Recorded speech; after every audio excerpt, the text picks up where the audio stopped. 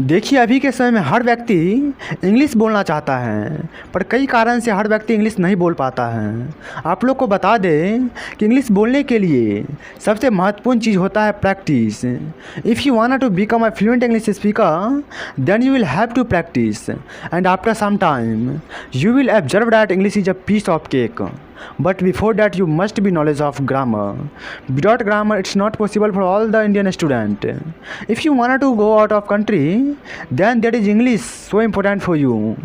At first, you will have to understand what's the importance of English in your life. If you want to become a fluent English speaker, then you will have to try to speak English. In this time, a lot of students want to speak English, but he is not able to speak English. There is any reason.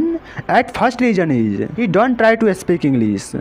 My dear students, if you want to speak English fluently, you will have to learn grammar like tense, voice, narration, because this topic is so important for your English.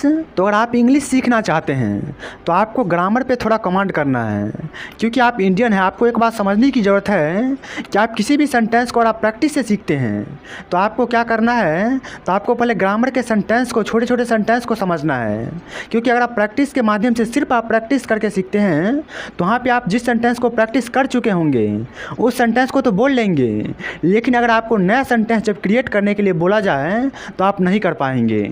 इसलिए आपको क्या करना है, जैसे tense, voice, narration, structure word, word power, आपको vocabulary, इस सब पे आपको कमांड करने की ज़रूरत है। जब आप इस सब पे कमांड कर लीजिएगा तो आप इंग्लिश अच्छे से बोल लीजिएगा। देखिए, इंग्लिश बोलने के लिए सबसे इम्पोर्टेंट चीज़ होता है, आप किसी चीज़ को सीखते हैं और उसको प्रैक्टिस नहीं करते हैं। जब आप एक वर्ड को सीखिएगा और उस पर प्रैक्टिस करने की कोशिश कीजिए, इससे आपका इंग्लिश इंप्रूव होगा। आप ऐना यानी मिरर के पास जाइए और उसके सामने आप बोलने की कोशिश कीजिएगा। आपसे इससे होगा क्या, आपके अंदर एक कॉन्फिडेंस बूस्ट होगा और आप इंग्लिश को बेहतर से समझ पाएंगे, बेहतर से बोल पाएंगे। और जिस सेंटेंस को आप ऑलरेडी बोल चुके होंगे और उस सेंटेंस को बोलने की बारी कहीं पे आए तो उस सेंटेंस को आप बहुत ही बेहतर तरीक़ा से अपने मुँह से, अपने मौत से प्रोनाउंस कर पाएंगे, आप फ्लुएंट बोल पाएंगे, आपको किसी प्रकार का हेजिटेशन नहीं होगा। देखिए, इंग्लिश के फील्ड में हम एक बात गौर किए हैं, व्यक्ति को इंग्लिश आता रहता है लेकिन वो बोल नहीं पाता है, वो अपने थॉट को किसी व्यक्ति के सामने रख नहीं पाता है। At first reason is he don't try to speak English. वह घर पे इंग्लिश बोलने की कोशिश नहीं करता। If you want to become a fluent English speaker in front of the peoples,